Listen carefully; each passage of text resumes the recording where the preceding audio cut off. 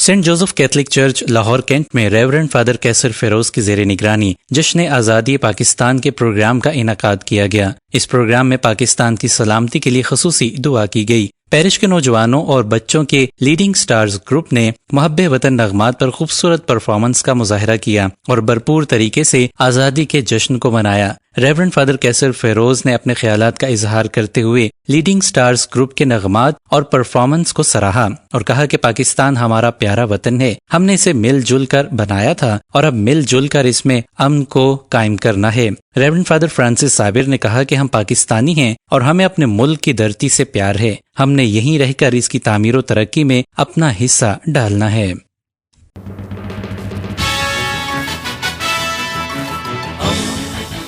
دوستی کا پیمبر ریڈیو ویریتاس ایشیا